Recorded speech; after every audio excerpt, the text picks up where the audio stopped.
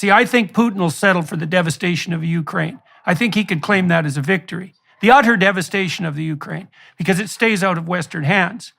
But if Putin ever believed that his people even believed that they were now under attack, let's say by German tanks, let's say, the probability that he's used a tactical battlefield nuclear weapon seems to me to be extraordinarily high.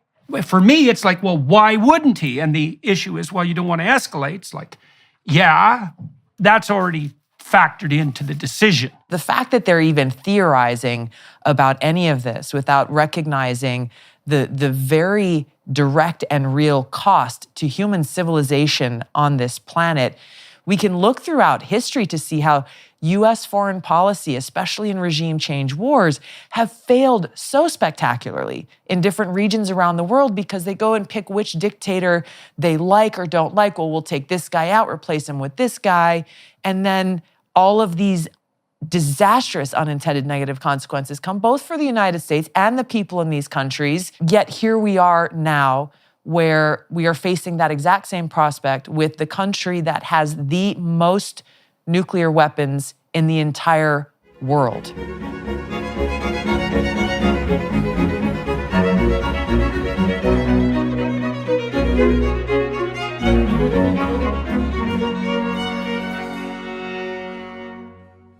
Hello, everyone. I'm here today with Tulsi Gabbard, an American politician, commentator, and a lieutenant colonel in the U.S. Army Reserves.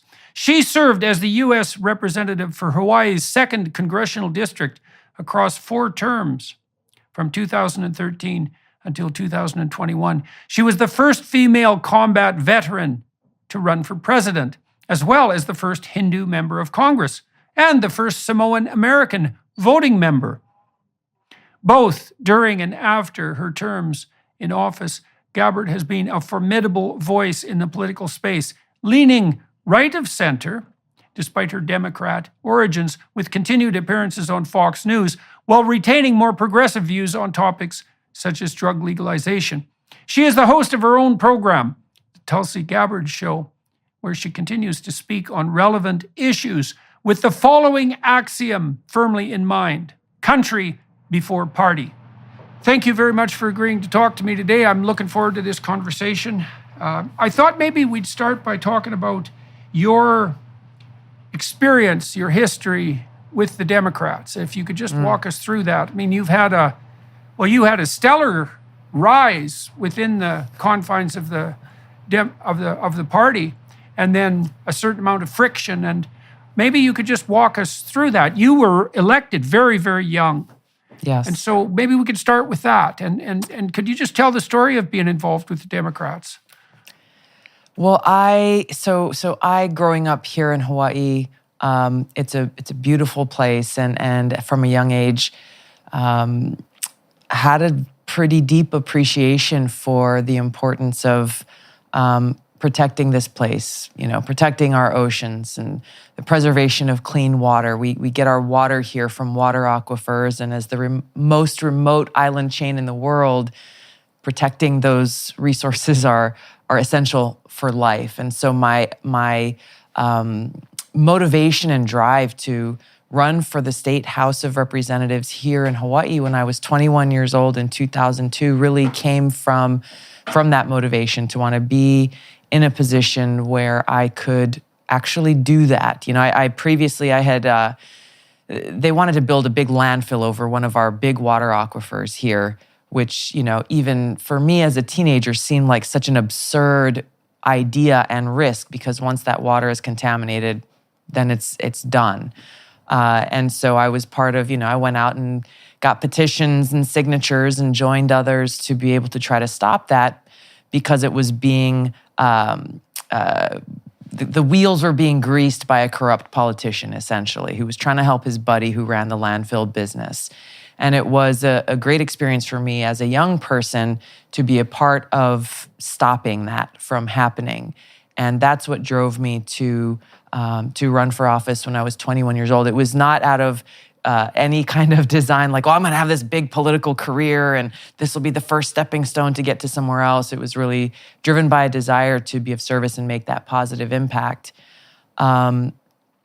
I chose to be a Democrat. My family it wasn't one of those like legacy party affiliation things that you just did. I really was thoughtful at that time about which box I wanted to check in filing those papers to run for office. And, for us here in Hawaii, the origins of the Democratic Party really came from a party that fought for people, kind of a more populist perspective. We had plantation workers who were being absolutely abused and taken advantage of by the huge landowners here in the state that was essentially being run by elite, wealthy Republicans at the time. And it was a Democratic Party that fought for those who didn't have a voice. It was a Democratic Party that celebrated civil liberties, that celebrated freedom and individual thought, this big tent party that really was rooted in kind of those traditional liberal JFK-esque ideals. And it was a party that had many voices that spoke out for peace. And so all of these different things really drew me to the Democratic Party as a party that would fight for the voices of the people. In Canada, we have a socialist tradition, the New Democratic Party, and I worked for them when I was a kid. The man I worked for was the father of Alberta's last premier, second last premier, and a lot of the people that were involved in the NDP were labor leaders. It was well known in Canada that the Conservatives were the party of the establishment and the Liberals were, well, they played both sides against the middle very effectively. And the Socialists, the NDP, British Socialists, rather than the communist type, they're really the voice of the working class. They're the voice of the unions. And the working class needs a voice, obviously. And I think, well, the NDP did provide that to some degree in Canada, and the Democrats historically did provide that. That seemed to go pretty damn sideways with Clinton. Yeah. And I think it looked to me from an outsider's point of view, and I was rather appalled by this, that the Democrats had decided to sacrifice their traditional base, the working class, the committed working class, for something approximating the politics of division and this, whatever this new narrative is of oppression and victimization. And I don't think that worked out very well either, as far as I could tell, because my sense of the Clinton-Trump debacle was that it wasn't so much that Trump won, although he certainly did. It was definitely the case that Clinton lost. Yes. And I think she did that by sacrificing the interests of the working class. Trump just vacuumed that up in no time flat, masterfully, I thought. He seemed to have that ability to communicate with working class people, interestingly enough, and they trusted him. At least they trusted him in comparison to Clinton. Yes. So you were interested in the Democrats because of that working class voice tradition. And you worked with the Democrats for a long time. How long you ran when you were 21? That was in when, 2000? That was in 2002. 2002, right. So, and when did you formally sever ties with the Democrats? In October of last year, 2022. Right, so it was basically 20 years. Yeah.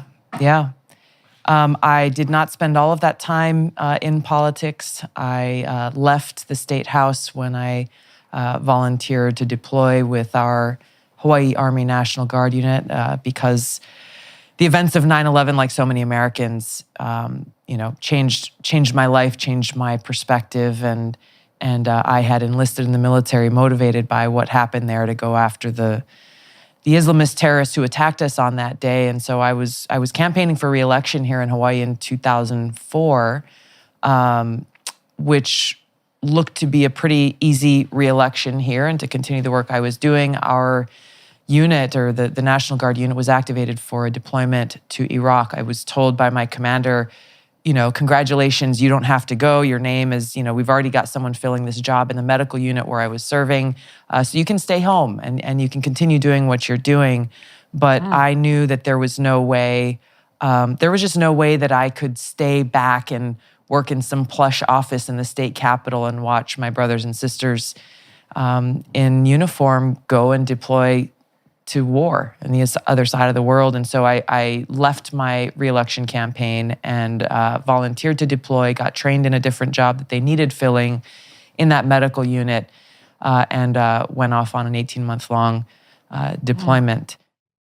So what do you learn? What do you learn from that? So exactly. You got hauled out of your life. What did you learn?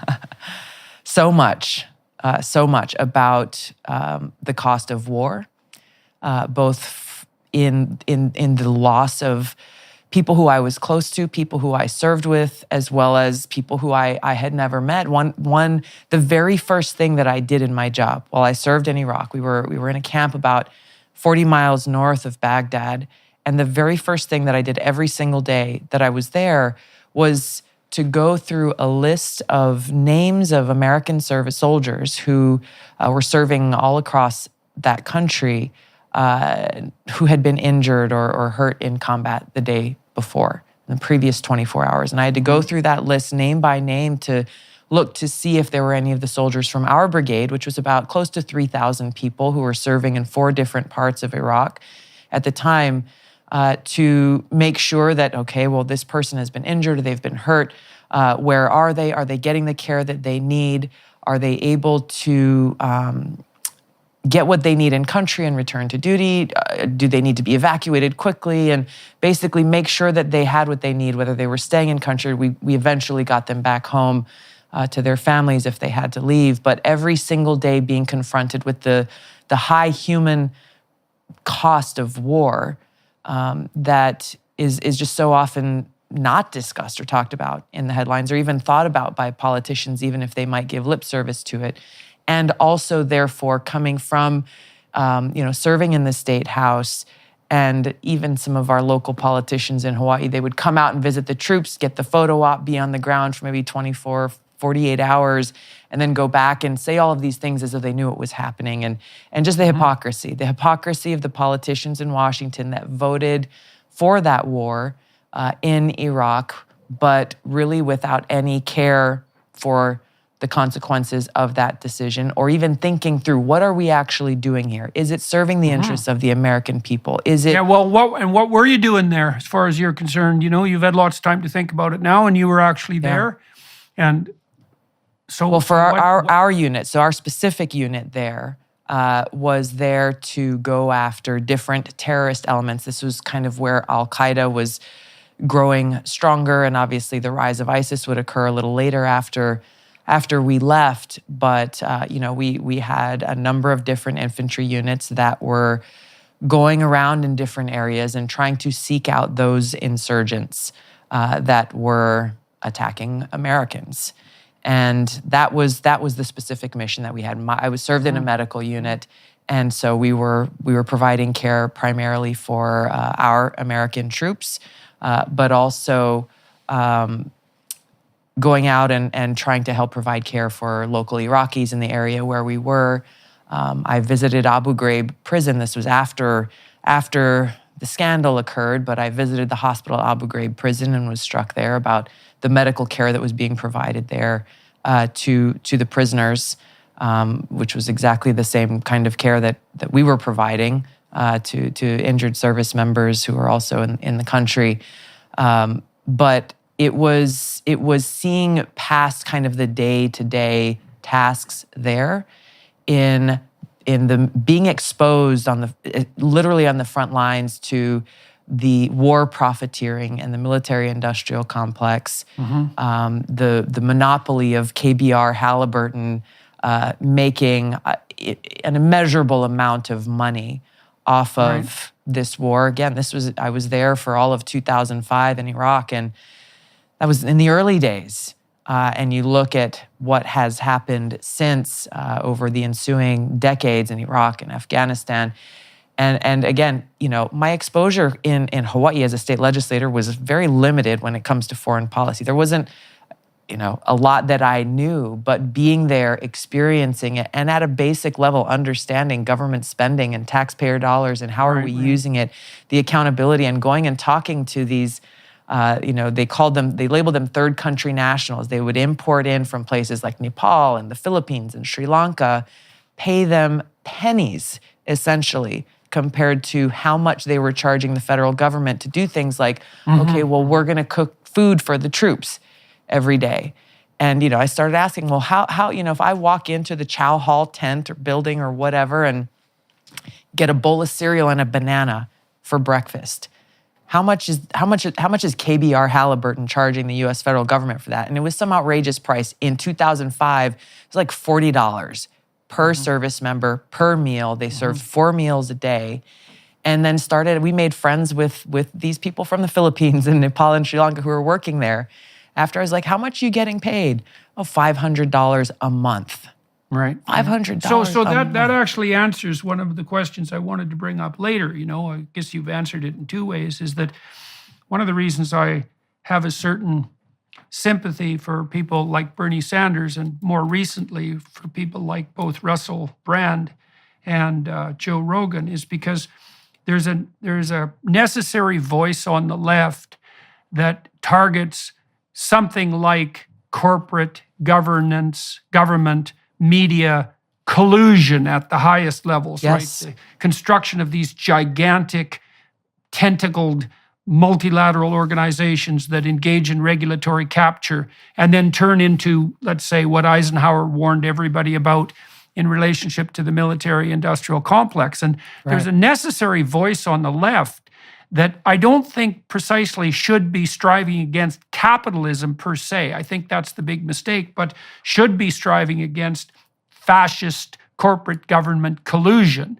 And we should all be striving against that, that's for sure. And it'd be nice to get that straightened out. But you did, I think, answer some of my question about why, I was going to ask you later about why you supported Bernie Sanders, but we'll get back to that. So Yeah, I'd like to talk about that later. yeah, okay. So hey, I got a question for you also. Now, I'm curious about how your views developed and what they are now about the issue of women in combat. We've opened up the military to female participation, and generally speaking, it appears that opening up avenues of participation to women has immense benefits for women if handled correctly for children. Certainly on the economic front, it doubles the pool of available talent for everyone. I know the best predictor of development in the third world is rights accorded to women, especially on the economic front. So that all looks like a good thing. But then, I have my skepticism about the practical and ethical utility of placing women on the front lines, for example, in battle positions. And there's obviously a huge disparity in physical strength and probably an innate aggression. And, and that could go one way or another because it isn't completely obvious that the most aggressive soldiers are the best, even though that might seem self-evident. Now, you've been there. So what did you conclude about the integration of women into the armed forces? What's good about that and what's not good about it, assuming there is anything not good about it? My position on this, and this is based on my experience, is that we should have the best people for the job, whatever that job may be, the people who are best equipped, who are best trained, who have the capabilities, both, mental, emotional, and physical. And that women on their face, simply for their gender, should not be disqualified from various jobs simply because of that.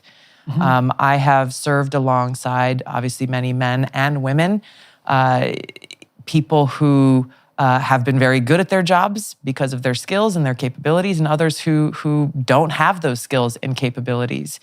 And so whether those jobs are serving as an infantry soldier or an artillery soldier, whether you're serving in a combat unit or a support unit, what I want, both as a soldier, who I want to be serving alongside, but also I think when you look at this from a policy perspective, what we should want as a country is we need the best people who are best equipped to do the job.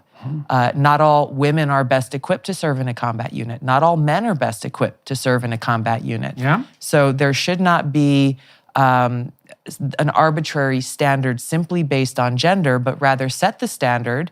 And if you meet the standard, whether you're a man or a woman, then you want the job, go get it. I don't believe so it's pure merit-based evaluation. Correct. As far as you're concerned. Correct. I guess that brings up 2 problems, I suppose. One is that there are physical standards set for jobs like firefighter and policeman and obviously military practitioner, soldier, and those standards, especially in elite units, are extremely high. I mean, they're high enough so most men can't manage them at all. And because of the difference, especially in upper body strength, women have a lot of stamina, but difference in upper body strength really differentiates men from women. If the physical standards are set high enough to exclude, say, 95% of men, they're going to exclude virtually all women. And then the question comes up, well, should you keep the standards? And obviously some level of physical prowess is necessary, but if the standard is 100% exclusionary on the sex front, then it raises the question of whether the standard itself is sexist, let's say, in a counterproductive manner. And so, sure. Thoughts Well, about that? I think the question is what is the basis for the standard? I know that there are some standards that have been set traditionally, and in the military, well, this is an elite unit, so the standards must be exclusionary, so we only get the most elite people. But are those standards simply based on a concept of elitism, I guess, in this context, or are they set based on the conditions that soldiers serving in that particular unit will be likely to face? Are they based on the reality of the requirements of the job? And so if we're in a situation, and there are jobs, both in the military, as you mentioned, first responders and others, if those standards are set on a realistic assessment of what this job will require, and it turns out that, hey, 1 out of 100 women who apply actually qualifies, then so be it. Whatever, if there are a greater number of men who qualify, then so be it. If we have people who get these jobs who cannot do the job, then it's pointless, and it puts themselves and it puts the entire unit and mission at risk in doing so. Despite the U.S. blowing through the $31.4 trillion debt ceiling last month, the White House still refuses to reduce spending. Our national leadership has buried their heads in the sand, but you don't have to. Call the experts at Birch Gold today and start diversifying into gold. For over 5,000 years, gold has withstood inflation, geopolitical turmoil, and stock market crashes. With help from the experts at Birch Gold, you can own gold in a tax-sheltered retirement account. Birch Gold makes it easy to convert an IRA or 401k into an IRA in precious metals. Just text Jordan to 989898 to claim your free info kit on gold, and then talk to one of their precious metals specialists. With an A+ rating with the Better Business Bureau, thousands of happy customers, and countless 5-star reviews, you can trust Birch Gold to help protect your savings. Text Jordan to 989898 today.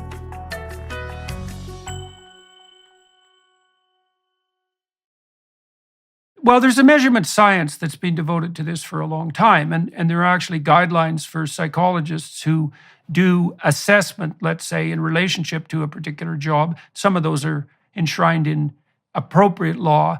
And then the notion is, first of all, that you have to do a job analysis, which is, okay, what is it that the people who are doing this job, who are good at it, spend the bulk of their time doing? Sure. And you can measure that, although that's not easy. For example, it's not that easy to measure the performance of a middle manager, for example, in a corporation, because the outcomes are difficult to specify. But you can do a better or worse job of that. And if you do a good job, then you can find out what predicts prowess, and you can do that statistically. And then you define merit, right? Merit is what makes it likely that you will do very well doing whatever this job is for. That's merit. And that can be handled properly. The problem is, as you alluded to, if you accept merit defined in that manner as the gold standard, then you're going to have to accept the outcome, which is that there isn't going to be radical equity at all levels of analysis in the candidate pool. And so you have to forego that. And it certainly seems, I would say, that on the left side of things now, people are almost entirely unwilling to forego that equity outcome. I mean, even Kamala Harris, who should have known better, tweeted out a few weeks ago her support for this concept of equity. And people who aren't paying attention think that means equality of opportunity, which is not what it means at all, which is why it's a different word. It means that if the outcomes of the selection process aren't equal across all conceivable combinations of ethnicity and gender, sex, etc., that intersectional morass, then the system is by definition exclusionary and prejudiced. And that just kills merit, assuming that merit is not completely equally distributed. Now, one other question on the female front. So one of the things that's disturbed my conscience with regards to women on the front lines is that there's always the possibility that you'll fall into the hands of the enemy.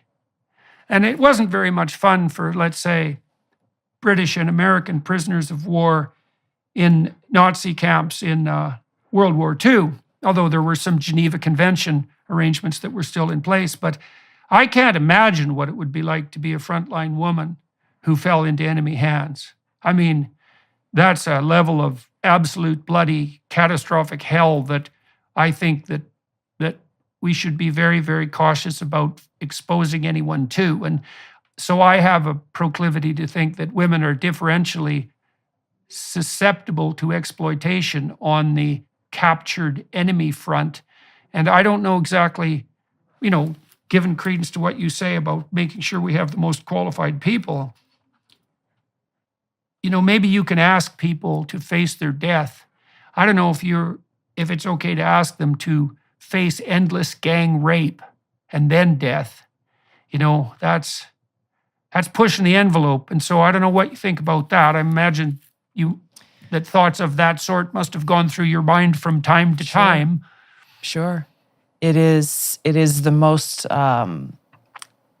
war is tragic and ugly, to say the least. And you're facing some of the most horrific conditions, which is one of the reasons why I don't support the draft, is because as a soldier, I don't want to be serving alongside anybody who hasn't made that choice to be there, who hasn't made that choice to be willing to make those sacrifices, not only to give up one's life in service to our country, but to face the plethora of what could be the absolute worst case scenarios.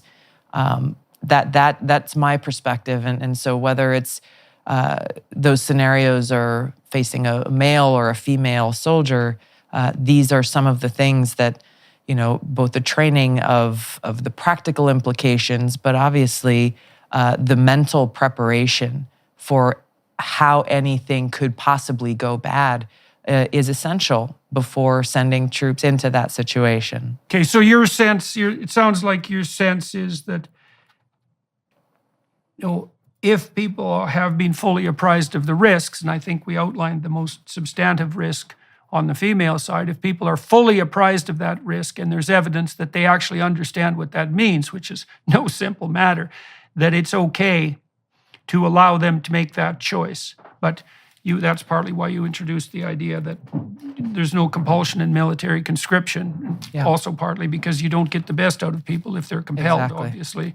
So, okay, so anything else on the combat front, or can we turn back to the Democrats? I'd like you to do a... Well, I'll walk us back into that because it is what motivated me to run for Congress. We talked about, I've been with the Democratic Party for 20 years. I chose to join the Democratic Party. My experience on 2 Middle East deployments is what really drove me to run for Congress. It wasn't something I had any ambition for, frankly, when I ran for the State House in 2002. But being exposed to the cost of war, being exposed to both the military-industrial complex, but what you described very well earlier is this collusion in the narrative and the push coming from elected officials in Washington, the establishment of people in both political parties who are part of this warmongering uniparty, so much of I guess the mainstream media or legacy media that we have seen amp up and beat the drums for war over and over, not interested in actually exposing the truth or asking any tough questions as it comes to foreign policy and the decisions to go to war. And of course, now even more so, we're seeing big tech being a major contributor in this establishment narrative. It's what drove me to run for Congress, to be able to be in a position where I could actually serve in a place to help make decisions that would prevent us from continuing to go and wage these costly counterproductive wars that actually end up undermining our own country's national security. One of the main decisions why I chose one of the main reasons why I chose to leave the Democratic Party is because the Democratic Party has become the war party. Those voices that we talked about a little bit on the left who challenged the military-industrial complex, challenged this pro-war narrative that we're seeing across the board, I don't see them anymore. And worse yet, we have leaders in the Democratic Party who are the ones who are actually amping up these counterproductive wars, who are amping up these new Cold Wars against Russia and China, who are amping up and escalating and pushing us to the brink of nuclear war, which is where we sit right now as a nation, which threatens us and threatens the world, frankly, and doing so without any thought or consideration for the reality of something that was very eye-opening for us here in Hawaii back in January of 2018 when we had a missile alert where we thought that North Korea was sending a nuclear missile to us and that we had 15 minutes to live. The government telling us, oh, seek shelter immediately. This is not a drill, missile inbound to Hawaii. But we were confronted with the reality that there is no shelter. There is literally no place to go. And so not only have our leaders failed us in the sense of getting us to this point where that is now a reality that every single one of us lives with right now, but also they tell us, oh, seek shelter, get inside, stay inside. There is no shelter. They may have some fancy shelters where they may be able to survive and continue to wage war in the event that we get there, but the vast majority of people in this country and people around the world will be the ones that suffer the catastrophic consequences of a nuclear holocaust. There is no shelter. They have not provided that shelter. And so this question of how my experiences there on these deployments, the experiences that I've had throughout this time was one of the main reasons why I left the Democratic Party. And frankly, was one of the main reasons that back in 2016, that I saw the necessity to leave as vice chair of the DNC to go and speak out against Hillary Clinton's warmongering record as she was trying to become our country's commander-in-chief and the dangers of what would happen if that became a reality. Okay, so it was primarily a consequence of concerns about the military-industrial complex. Okay, let's segue for a minute then. I made a couple of videos about the Russia-Ukraine war, making a foray into a domain that's obviously contentious enough to produce a war, let's say. And here's my problem.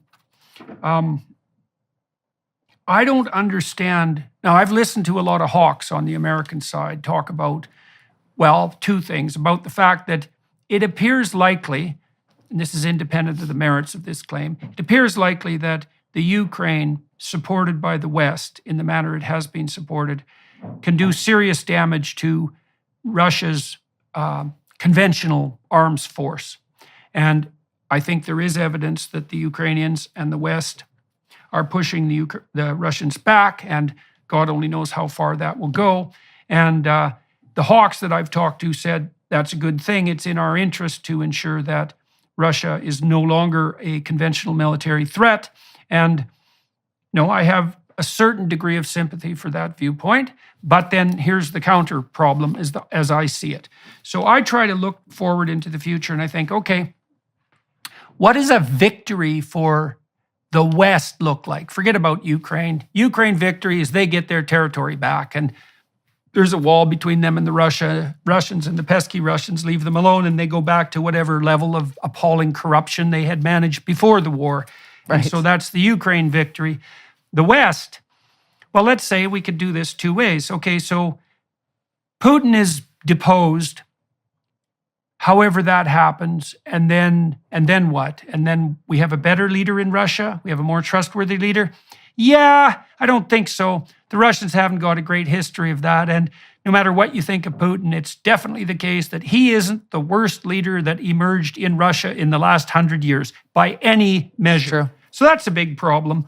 And then I think, instead of Putin being replaced by someone who could be better, but probably won't be, we'll have a Russia that's really fragmented and that, the country in some ways collapses. And that's a really bad idea because there's a lot of nuclear bombs there. And if you get the fragmentation of that power structure into multiple chieftains, let's say, and a few of them emerge armed with nuclear bombs, then we have a major problem on our hands. And that seems to me to be a highly likely outcome. And then if we weaken Russia severely and permanently, then we have the problem of a severely and permanently weakened Russia. And that's a big problem because they produce a lot of fertilizer, and the Europeans happen to be dependent on them for a lot of their energy needs. So that doesn't look very wise. And then we have the absolute bloody catastrophic probability that if Putin starts to lose in any serious way, and so starts to believe that Russian territorial integrity is threatened, however he defines that he has an immense array of unbelievably powerful next generation weapons at his disposal. And why the hell wouldn't he use them? And yes. So let's walk through that. I mean, imagine the West wins. Okay, what does that mean? I don't see what that means. I haven't heard anyone describe to me what the goal of this war is. We're supporting the heroic Ukrainians. It's like, yeah, you're a moralizing scoundrel. That's not a plan.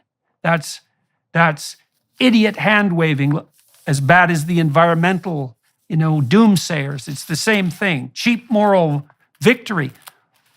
Can you make a pro and then a cautionary war case in relationship to the Russia and Ukraine? What's in America's true interests as far as you're concerned? Well, this is exactly, you have very clearly laid out not only the problem with how this President Biden and frankly, Democrat and Republican leaders in Congress who are applauding and pushing for and escalating this war is how short-sighted they are. But also, this has been the problem in U.S. foreign policy from our leaders for so long is they are not actually thinking clearly, if they're thinking at all, about what is our goal? What is our objective? Yeah. What you said, what does a win look like? How is it defined? Even theoretically. Yeah. Whether it's realistic or not, just saying, well, we're fighting for democracy. That's not a goal. Also, it's in direct conflict with the reality of their actions, even here in the United States, about how many undemocratic decisions and increasingly authoritarian decisions they're making. But on this question of the war in what is essentially a proxy war against Russia, the United States is waging a proxy war against Russia. The Ukrainian people are paying the price. They have not outlined what a win looks like. Anytime anyone asks President Biden or anyone in the Biden administration is, when does this end? How does this end? They throw out this cheap one-liner of saying, well, that's up to Putin. Whenever Putin stops. Oh, good. That's good. That's up to the guy with the hydrogen bombs. Exactly. That's bloody brilliant. Look, I know what I would do if I was Putin. I know it. As soon as I felt that I was in danger of a true loss. See, I think Putin will settle for the devastation of Ukraine. I think he could claim that as a victory. The utter devastation of the Ukraine, because it stays out of Western hands. But if Putin ever believed that his people even believed that they were now under attack, let's say by German tanks, let's say, the probability that he's used a tactical battlefield nuclear weapon seems to me to be extraordinarily high. It's like, well... It is. For me, it's like, well, why wouldn't he? And the issue is, well, you don't want to escalate. It's like, yeah, that's already factored into the decision. So there is this theory, I don't know if you've heard it before, of escalate to de-escalate. And so the response from the U.S. government is always, well, we don't think he'll resort to that, or we don't think that we're not sure. I even hear people say, well, we're not even sure that his nuclear weapons are that great, or will really work in the way that we think could cause major damage. But the fact that they're even theorizing about any of this without recognizing the very direct and real cost to human civilization on this planet is exactly the problem. They're living in some fantasy land that it's hard to connect. It's hard to connect with because it's not based in the reality of the situation you're facing. And you have laid it out very clearly of the different possible outcomes. We've heard President Biden say, and others in the Department of Defense, well, we got to get rid of that guy, Putin, but not actually. For what? For who? For who? For who? And to what end? To what is the alternative? They have no idea who will step up or what kind of Russia will exist in the aftermath of that. We can look throughout history to see how U.S. foreign policy, especially in regime change wars, have failed so spectacularly in different regions around the world because they go and pick which dictator they like or don't like. Well, we'll take this guy out, replace him with this guy. And then all of these disastrous unintended negative consequences come both for the United States and the people in these countries. And yet here we are now where we are facing that exact same prospect with the country that has the most nuclear weapons in the entire world. Right. So look at what happened when after the Germans went into France in World War I and wreaked havoc in that idiot war, World War I. Their entire industrial machine was devastated. They had a period of hyperinflation. They were subject to that extraordinarily punitive Versailles Treaty. And that could be imposed upon them because they were devastated. And hypothetically, we could do the same thing with Russians if they're beat very badly on the conventional front and they emerge weak. And we put punitive measures in place to keep them weak. And then we might remember just exactly what happened to Germany as a consequence of the Versailles Treaty, because they didn't stay weak for long. And, maybe the Russian nuclear weapons are no better than anything else the Soviets built, but that doesn't mean a few of them won't go off. And it's really not going to take that many because, after all, they are nuclear weapons. And so even one that doesn't work that well is going to be a lot more spectacular than anything that happened in 1945 in Hiroshima. We can be absolutely certain of that. So again, the mystery is, fair enough, man, we want victory. Okay, no problem. What's the victory? Have you ever read the fine print that appears when you start browsing in incognito mode?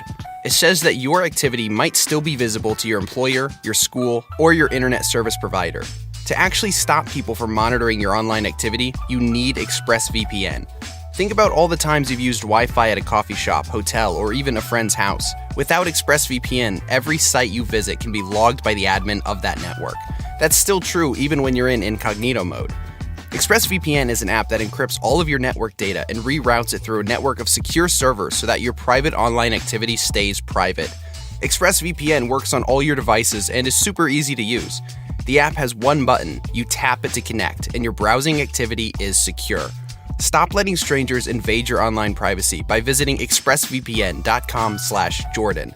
That's expressvpn.com/Jordan and get 3 extra months free. expressvpn.com/Jordan.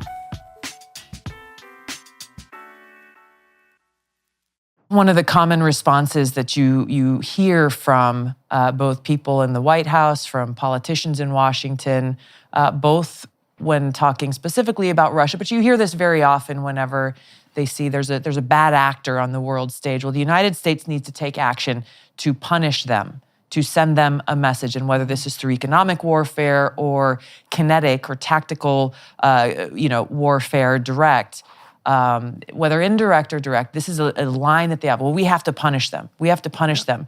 And so they're making decisions about, well, we got to make life hard for them, punish them in whatever means that we can, but not actually thinking about within the context that they should be, which is for us in this country, what action should we take that is in the best interest for the well-being of the American people and our country and our national security and our freedom? And who's the them? That's the other thing. Well, Exactly. we need to punish the Russians. It's like, well, who exactly are you talking about here? Right. Are you talking about the elites that are in control? Are you talking about the whole damn population?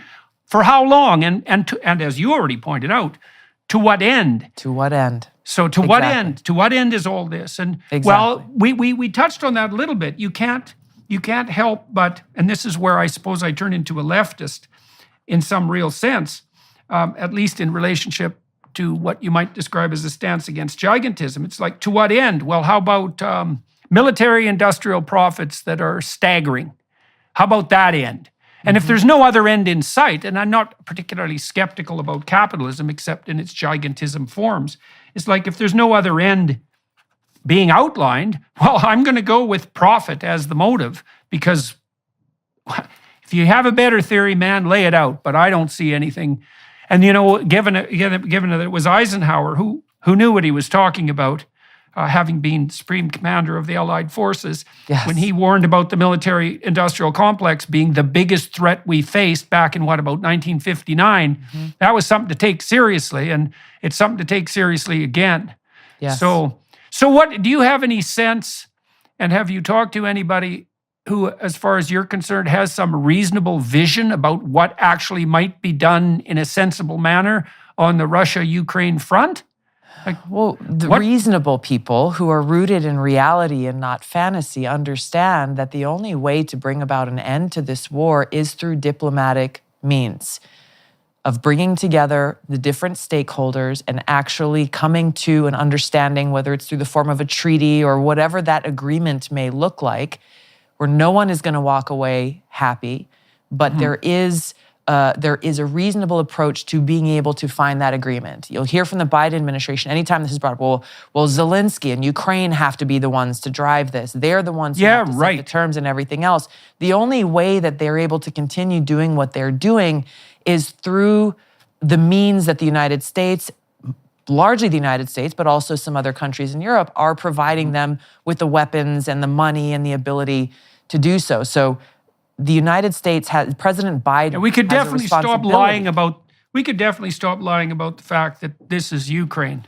Yeah, exactly. Like nobody with any sense at all believes that. I mean, we're in a proxy war for sure, and we have been from the beginning, and so we might as well be crystal clear about that. Exactly. So Trump popped up the other day, as he has a proclivity to do, and he said, "If I was president, I'd stop this war in 24 hours." And that's typical Trump overstatement, I would say, but it is the case that the war emerged on Biden's watch and not Trump's watch, and that's not nothing. And so, what do you make of that? And what do you make of Trump?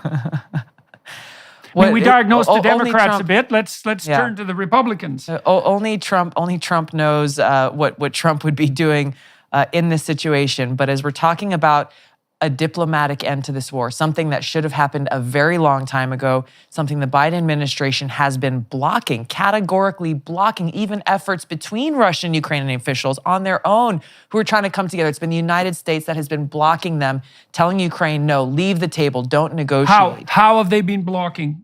What are the details? There are multiple reports publicly of Biden administration officials telling Ukraine not to negotiate, as well as other countries who have been also sharing that they've been getting that same message, going all the way back to, I think, March, shortly after this war kicked off, when there were... I heard the same thing. I heard that from people I was talking to who knew what they were talking about in Israel, too, that the Russians, there were avenues open quite early in the conflict where diplomatic maneuvering could have hypothetically proved useful, and that was blocked. Now, I'm not saying it would have been useful, but I couldn't understand when this all broke out why the number one priority of Western leaders, who instead gathered to, make fun of Putin's hypermasculinity, and it was a pretty sad bunch of wimps gathered around the G7 table who were managing that, I might say, instead of noting that if they had any sense at all, they'd be trying to broker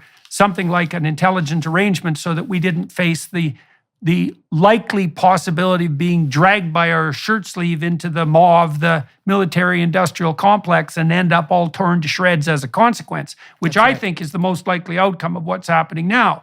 Because what I know something about World War I and World War II, and the other wars we've been in since, is that what tends to happen is you get pulled in one stupid step at a time, especially if you're also turning a blind eye to the chicanery of your wealthy friends who are profiting like mad on the war front. And so people always, I think they said, when World War I started, it was like, the troops will be home for Christmas. It's like, guess that didn't happen. And then it's many, many years later, and it's not like that didn't happen in Vietnam or Iraq or Afghanistan. Exactly. This will be over soon. It's like, Yes. yeah, I don't think so. That isn't how Yes. these things work. No. And who walked away with the most profits in the war in Afghanistan alone? Major defense contractors. What does the Department of Defense have to say about the money that was spent there? They can't even account for the vast majority of money that was spent there. What can we say? Yeah, we're as a talking country? billions of dollars, billions or hundreds of billions of dollars. Yes, right? hundreds of billions of dollars. It's trillions, if I remember correctly. Overall, what was spent? Yes, trillions of dollars were spent on that war. And trillions of dollars unaccounted for. Exactly. Spent and unaccounted for. Right, so that's pretty damn convenient for whoever and trillions those of trillions of dollars went to. For the military-industrial complex. And them, you have these defense contractors, again, saying publicly, war is good for business. Period. Yeah. Well, there's no doubt about that. Exactly. If you're not on the front line, war, because your bank account isn't that useful to you when you're dead. But if someone else is dead, and the consequence of that is that your bank account is accruing profits quite nicely, well, that's all well and good, especially if you're a psychopathic narcissist and it's all about you. And that's right. And there's no shortage of that going around at the highest echelons of what would you call it, fascist collusion. And we're seeing that pretty much everywhere. Yeah. So let's turn to the Republicans. We've had our shot at the warmongering Democrats, let's say. Although I think we'll return to their problems, but let's look at the Republican side. Now, you're sitting as an independent at the moment. That's correct. Yes. I've got that right. Yes, good. And so you're not aligned with the Republicans or the Democrats, which either makes you extremely hard to get along with and someone no one likes, or right, because that's a possibility. Yeah. Or you're in a neutral position in some sense at the moment, with a lot of experience on the Democrat front, right? A lot of detailed experience. And so, what do you think's good about the Republicans, and what do you think they're lacking?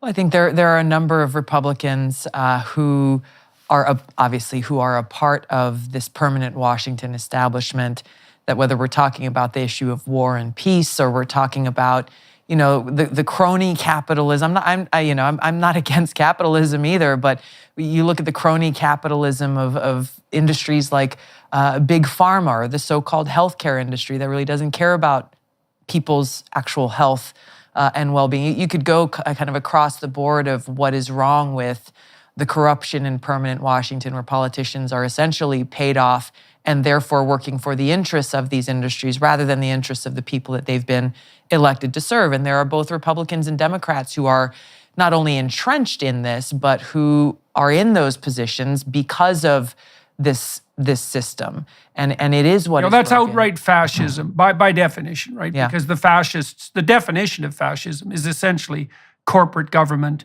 collusion at the highest levels.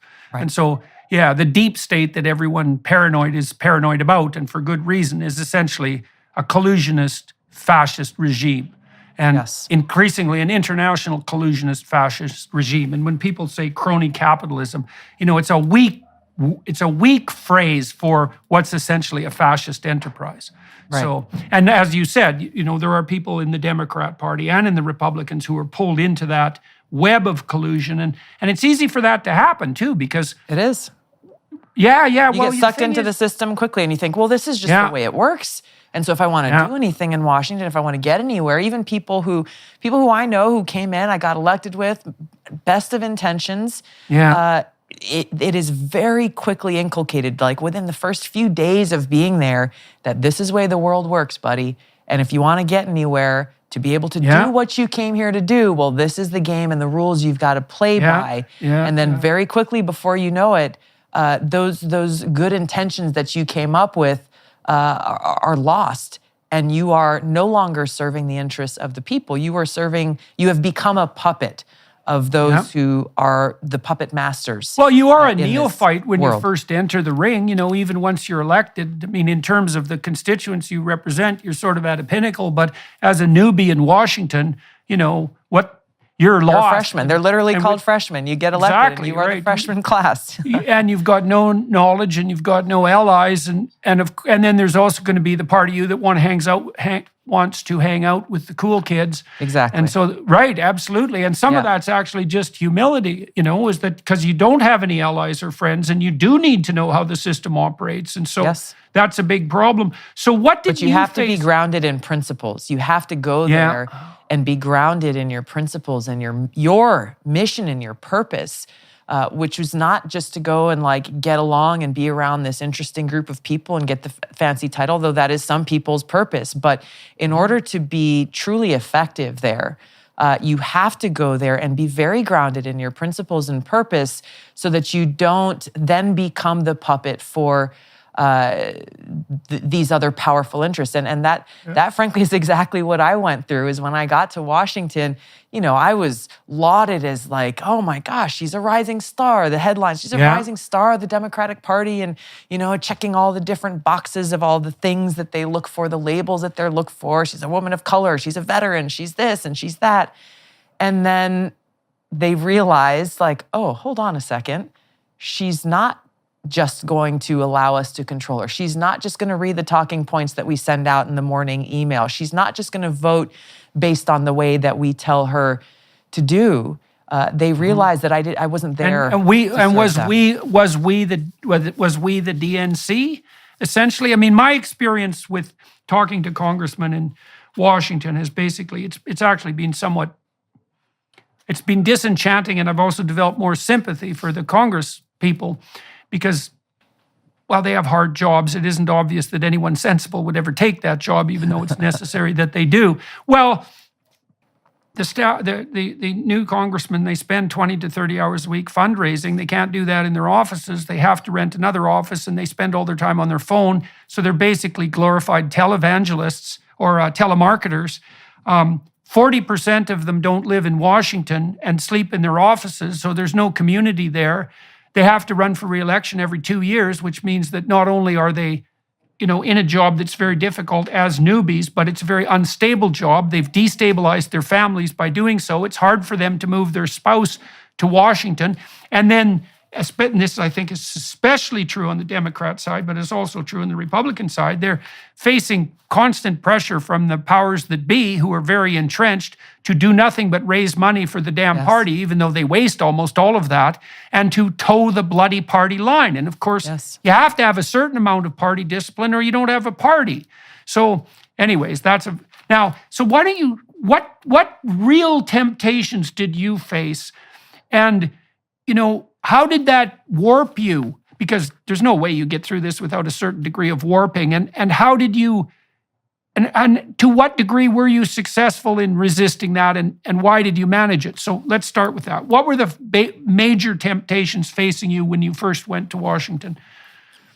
Well, like I said, within the first few days of arriving there, before even being sworn in as a member of Congress, there was a bifurcation. We had 84 people who were elected to Congress in 2012, new members of Congress. I believe 50, if the numbers are right, I think there were 50 Democrats and 34 Republicans. And so for the first week that we were there in what they call freshman orientation, we were going through different policy briefings with people presenting on, a whole host of the issues that we face, and people presenting from different sides, different perspectives. And we all went through that together. And then after that, it was, okay, Democrats, you're going to go here. Republicans, you're going to go there. And that's where two things happened. Number one is the partisan direction coming to members of Congress, basically preaching, in a nutshell, it is party first. You will do what is best for the party first, rather than thinking about, well, what's in the best interest of my constituents, or what about if I disagree with the party and this is a decision that I want to make. You will make your decisions based on what's best for the party. If you have an idea to introduce a bill, best not to go work with someone from the other party, because that'll make them look good. It'll make it harder for us to beat them in the next election. So not about how do we solve problems, not about how do we be effective in serving our constituents, all about the party power, keeping power, getting it back. Those are the two things. And both of us got those same messages from our respective political party leaders. Part and parcel of that was exactly what you talked about. There was a PowerPoint slide that was put up. I remember it very distinctly because it was so shocking about here's what your day will look like and how many hours of the day, morning, noon, and night will be spent either at fundraisers with lobbyists representing different industries or, as you said, on the phone, off-site, making calls to those lobbyists to try to get more of them to come and give you money at the next day's fundraisers, breakfast, lunch, and dinner. And as I was looking at this slide, it was split up hour by hour. Here's what your days will look like if you're doing your job. 16-hour days. Exactly. And how the vast majority of a single day was not spent studying issues that you would have to tackle in committee or, working on legislation that you're going to introduce. The vast majority of hours of that day would be spent fundraising from lobbyists representing special interests. And that's the expectation. To get on certain committees that you want to get on, you've got to give the party a certain amount of money and all of these different things. And that's the frustration that the American people have with our politics right now. And obviously it's been going on for a long time is we know this. We can see through their results that they don't actually care about making decisions that are in the best interest of the people or actually solving these problems. It's being reactive. And ultimately, when it comes down to it, when you hear what they are saying, for example, prescription drug prices are flying through the roof and people can't afford insulin. Diabetics can't afford insulin and, seniors can't afford the medicine that they need. But when you actually look at the results, even though politicians complain about it, there's not a regulation of big pharma that would actually seek to start solving some of these problems in the ways that people need help. And that's just one example of many. We'll be back in one moment. First, we wanted to give you a sneak peek at Jordan's new documentary, Logos and Literacy. I was very much struck by how the translation of the biblical writings jump-started the development of literacy across the entire world. Illiteracy was the norm. The pastor's home was the first school, and every morning it would begin with singing. The Christian faith is a singing religion. Probably 80% of scripture memorization today exists only because of what is sung. This is amazing. Here we have a Gutenberg Bible printed on the press of Johann Gutenberg. Science and religion are opposing forces in the world, but historically that has not been the case. Now the book is available to everyone. From Shakespeare to modern education and medicine and science to civilization itself. It is the most influential book in all of history, and hopefully people can walk away with at least a sense of that. Here's maybe part of the underlying problem. So I went to the Republican Governors Association meeting in November, and I remember one of the people who presented, they were trying to rally the troops to some degree, sharing policy information amongst themselves as governors. And a lot of the Republican governors are pretty good at implementing, micro policies. And there's something to be said for that, right? That boots on the ground, pragmatic competence. They weren't very good at putting forward a vision. And they weren't really very good at even rallying the fundraisers, with a rousing call to action. And I think that's a problem on the Republican side. But one of the presentations was extremely interesting to me as someone interested in measurement, because the person got up and talked about how effective the Republicans had been in certain jurisdictions, in certain key elections, in outspending the Democrats on the advertising front. And I thought three things at the same time. The first thing I thought is, there is almost no evidence that election spending has any effect whatsoever on the outcome of the election. It's a marginal effect at most.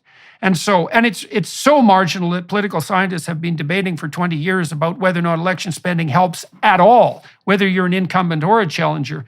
And so the fact that, so that's a big problem. It's like, it is not obvious that what you're paying for works. That's a big problem. Second, why in the world did we ever assume that the right metric for electoral competence in running a campaign is how much money you spend? no one in their right mind thinks that the right measure for doing a bathroom renovation properly is the fact that it cost $1 million when it could have cost 10,000. Sure. That's just preposterous. So it's a measurement problem in the fundamental analysis. And then even worse on the Republican side, and I think I asked this question, which didn't make me very popular at the meeting itself, which is, I don't know if you noticed, but 95% of the legacy media to whom you're devoting all this money actually really can't stand you or anything you stand for and is completely 100% tilted against you. So on what grounds do you base your claim that spending more money than the Democrats feeding this god-awful legacy media machine is, well, it's not effective and it's counterproductive and they hate you. So what are you doing? And so then what happens in Washington, it's very similar, is the parties devolve to the simplistic notion that those junior congressmen who can beat the drum most effectively to raise money are ipso facto the most loyal and competent. And that's all based on a whole misapprehension of, it's a measurement problem. It's like the money you raise is not an indication of your competence. It's the same problem we were talking about with relationship to women in the military to begin with. What the hell are you measuring? Now, Right. Okay, now for whatever reason, you got on a lot of Democrat committees and you ended up as vice chairman. You had a pretty stellar career, very rapidly accelerating. Now, you claim that you weren't one of the junior Congress people that could be, subsumed all that easily into the military-industrial complex, for lack of a better word. So if that was the case, then why in the world were you also able to move into leadership positions in the Democrat Party? Because hypothetically, you would have had to go along, and I'm sure you went along to some degree, but you would have to go along. That's what they're telling you. You have to go along to get something done. But you're saying you didn't particularly go along, or at least not always, and yet you had a stellar career. So how is that possible?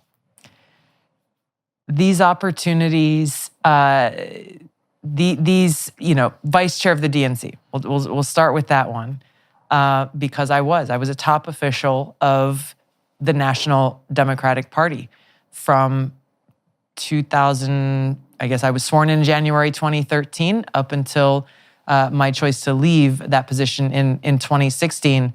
I was sitting in the back seat of a car shortly, it was around the time of President Obama's re-election inauguration. I got a phone call saying, hey, what would your answer be if you were asked to serve as vice chair of the DNC? I had been in office for less than a month. And my response to this person who called me was, I don't know. What is a vice chair of the DNC? What do they do? What would the expectations be? What would, what kinds of things would I be able to do? Is this just a by name thing, or would I actually be able to do something? I didn't have any idea what that was. But I was offered that position, and I thought, well, hey, I agreed to do it because I thought maybe this is an opportunity for me able to bring some and affect some change within the Democratic National Party. So a lot of these different things came to me without me seeking them out at all. Why? Because of what I talked about. They, excuse me, they saw the superficial, and they thought, well, this is somebody who we can, if I did go along, I can imagine, I think it would be a safe assumption to say that they would have continued to push me up to the highest levels if I had been someone that they thought I was, that I would just go along and I could tell the story that they wanted to tell and say the things that they wanted me to say. And so when they asked me to be vice chair of the DNC, I had been in office less than a month. And who's they? Who's the they that are asking? It is, the Democratic leadership in Congress, Democratic leadership within the DNC. And also, I got a lot of media coverage that I didn't have a press secretary, I didn't have a publicist, I didn't seek any of this stuff out, but I kept getting calls. Hey, we want you on our show. We want to feature you in this magazine. We want to do this. We want to do that. Right. And I questioned it a little bit, but ultimately I was like, hey, look, this is an opportunity for me to be able to reach out to people and say what I want to say and get across what I want to get across. So I took advantage of those opportunities. Right. Well, you checked the identity boxes. Exactly. And I presume that they thought they were hoping that you might be. Well, I want to get back to this issue of they too. My experience with organizations and activists, for that matter, is that the they turns out to be a very small number of people who are very well connected, who are continually maneuvering. And sometimes that's a consequence of their unbelievable competence. And sometimes it's a consequence of their unbelievable capacity to manipulate and capitalize on narcissism. And that's probably a problem in politics and entertainment and media more than anywhere else for obvious reasons. And I don't want to paint everyone with the same brush because that's foolish.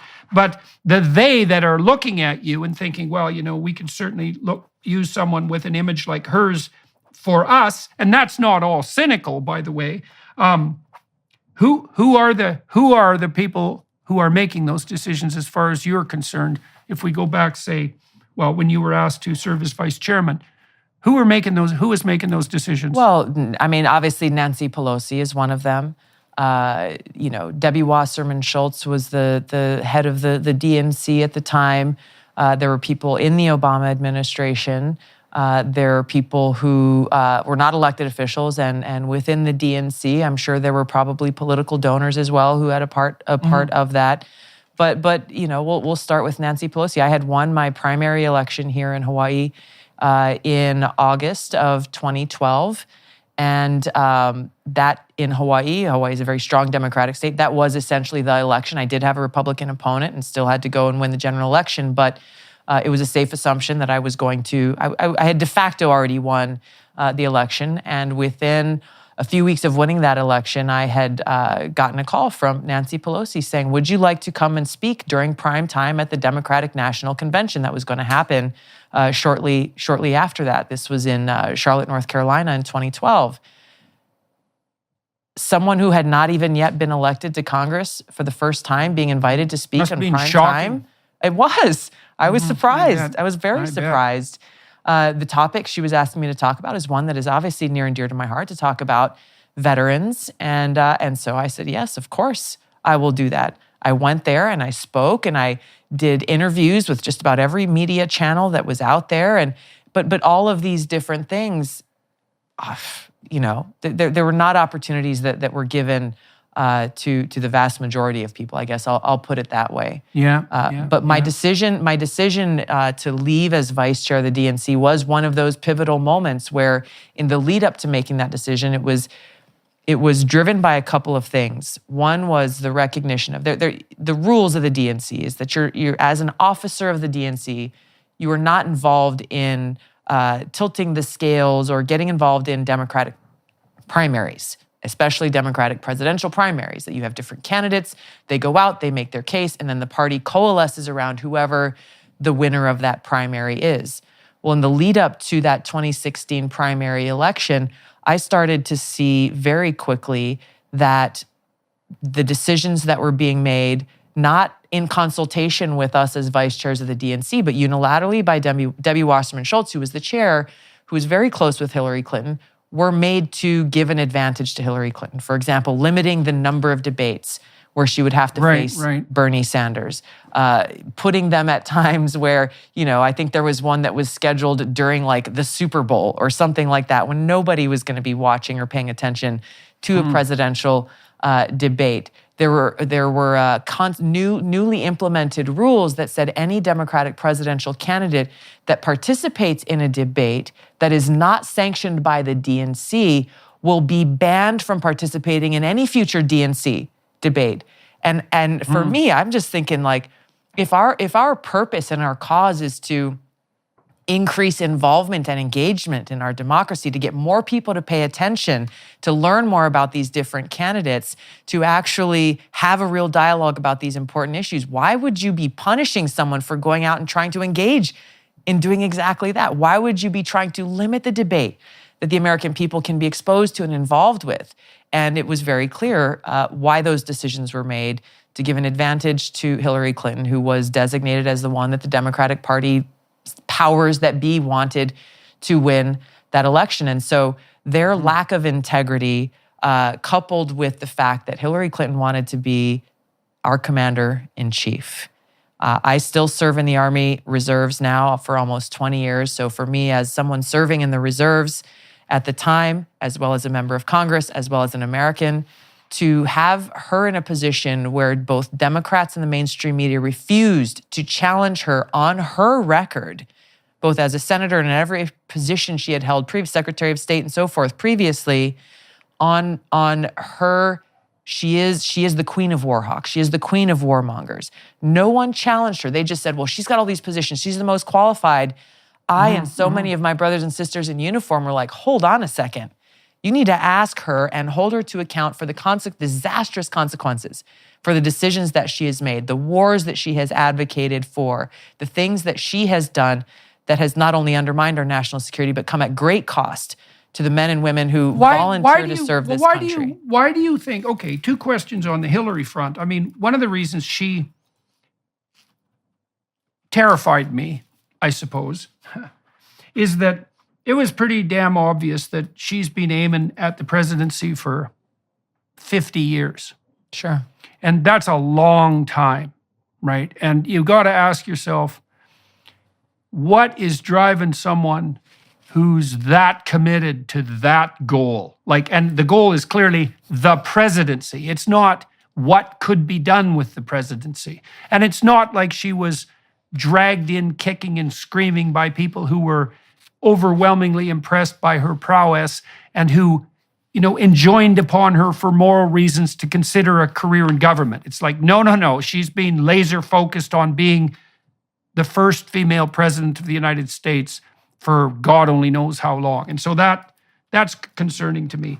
But then that doesn't answer the next or address the next mystery, which is, well, given that she's a Democrat and given that the Democrats should in principle be somewhat skeptical, let's say, of fascist collusion between corporation and government and a little bit skeptical on the military industrial side, why do you think that her record indicates that she's such a hawk on the military front? Is that a compensation? Is she attempting, this is a cheap, psychological interpretation, could easily be wrong. Is she trying to look tough on the foreign policy front to mitigate against any criticism of the fact that she might not be capable of that? Or what's going on? Why is she doing that? I don't think that's such a cheap analysis or assumption to make, because that is a reality, and that is one of my fears, not only about her, but also about some others who have been in those types of position.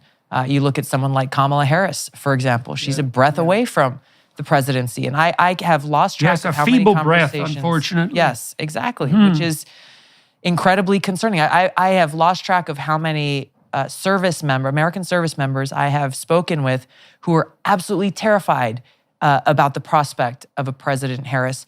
For that reason, she's proven. You mean facing off against someone like Vladimir Putin, for example? Wouldn't that be lovely? Kamala Harris versus Vladimir Putin. Oh, yeah. Or anyone, but somebody like her who is weak, who lacks understanding in foreign policy, who feels the need to prove herself, to prove her strength, to stand up with the big boys and look tough, and somehow believe that, well, hey, the best way to do that is to go drop some bombs somewhere and start a war. This is a terrifying prospect for someone, and you see this, yes, with some women who feel like they have to go and look tough, but that only happens if they're not actually internally strong individuals themselves. But we also see this with some of the male leaders in this country. We saw how how people react, again, like in the media and in media and politics, how they react when we go to war. We saw how Nancy Pelosi and Brian Williams and others declared Donald Trump. This is the first time he seems presidential, when he decided to go and launch some rockets and missiles against Syria. People who hated him, people who could not stand him and were obsessed with trying to destroy President Trump. All of a sudden, he goes and launches some bombs, and they're all over the television saying, well, finally, he's acting like a president. Give me a break. Right. This is the problem with the lack of leadership that we have, and how you started this question asking about how is it that the Democratic Party, that should be the party that is at a minimum, skeptical and cynical about the military-industrial complex and going out and starting new wars and regime change and all of this stuff, well, they have become party to it, part and parcel of it, and have become that machine that benefits from all of this. And so they can't. It would be self-defeating for them to now exercise skepticism or challenge. And this, I want to jump back to a question you asked earlier we didn't get to finish, which was, what are some of the positive things that I'm seeing in the Republican Party right now? We see at a minimum, there are dissenting voices within the Republican Party, for example, on the issue of this proxy war against Russia. There are not enough to be able to make a legislative change at this point. I hope that changes. But there are a growing number of Republicans who are saying no, expressing a lot of the concerns that we are. And from a Republican Party perspective, there's I'm not aware of any punitive measures being taken against those members. So even though they are not part of the establishment in the Republican Party, there is that room for dissent. There is, and I've experienced this myself, there's that room for open conversation and dialogue. Whether you agree or disagree, there's a growing movement of concern about, these wars and a movement for peace and a responsible foreign policy. Whereas the Democratic Party has moved in the opposite direction, where you are not allowed to ask questions. You are not allowed to challenge their narrative or their position. You are not allowed to hold a dissenting view because if you do, then they will seek to destroy you and cancel you and smear you and take away your voice. And it's really sad and unfortunate because there's nothing more undemocratic than that. Right. Well, look, I would love to continue talking to you on the YouTube platform, but I know you have a hard out in about half an hour, and I would have really liked to have talked to you some more about Trump. Well, we should do this again. We should do this again, and we'll find a time that's appropriate and do it again. But wonderful. I would just ask you one final question on this. Sure. In this episode. Then for everyone watching and listening, I'm going to continue talking to Tulsi Gabbard on the DailyWire Plus platform. I'm going to do a little bit more biographical interrogation, let's say, and that'll be available for those of you who want to go over to the DailyWire Plus side of the world, let's say. And but maybe we could close with this. So what are your future plans at the moment? Where do you see yourself going? Because you're in an odd political position at the moment, to say the least. You have this immense wealth of experience and reputation, hard earned, and you're in a idiosyncratic position, and you're quite young as well, all things considered by political standards. And so, where do you foresee yourself going, and where would you like to go, and in the next few years, and maybe even longer than that? I will. The short answer is I don't exactly know specifically, but what I do know is that I will continue to do what I've done throughout my life, which is seek out those opportunities and places where I feel I can make the most positive impact and be of service to God, be of service to our country and the American people. I always like talking to you Americans. You're so good at that sort of thing, that whole Mr. Smith goes to Washington thing, which is, well, it's real, and I've seen that. Real. It is real. And I've seen that among Democrats and Republicans alike. There is, despite everything that divides people in the United States, and despite, all the possibility of corruption and all of that, there is still this underlying belief in the essential goodness of the system, and this real desire on behalf of people to be of genuine service and to put themselves on the line for it. It's no joke to give up your life to become a congressman or congresswoman. It's a very tough decision, and we need leadership. I think the thing that just to close out that point here is there is promise in this system, but the system is extremely dysfunctional and corrupt right now. And so whether it's what I'm doing now and being able to speak the truth and try to bring some common sense and reality and sanity to the insanity that we are going through in this country that is threatening our constitutional rights, that is threatening our own democracy, I will continue to seek ways to help lead that change to get us back to the kind of country that our founders envisioned for us. Well, that's a very good closing. And so we will turn now to the Daily Wire Plus part of this All right. conversation. Thank you very much for talking to me today. Thank you. Extraordinarily interesting. I look forward to part 2. Yeah, that'd be good. And so for all of you watching and listening, thank you very much for your time and attention. It's much appreciated. And to the Daily Wire Plus people who are producing this, the film crew that's here in Detroit, because that's where I am today, thank you for your help. And onward and upward to the next part of the conversation. Very good to meet you. Hello, everyone. I would encourage you to continue listening to my conversation with my guest on DailyWirePlus.com.